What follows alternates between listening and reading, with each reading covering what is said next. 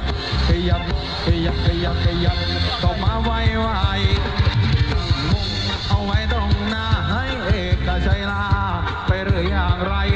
ผมมาหลายคนกับนักดนตรีเพื่อนบ้านเป็นแฟนอย่านึกรำคาญที่เลยสายใจ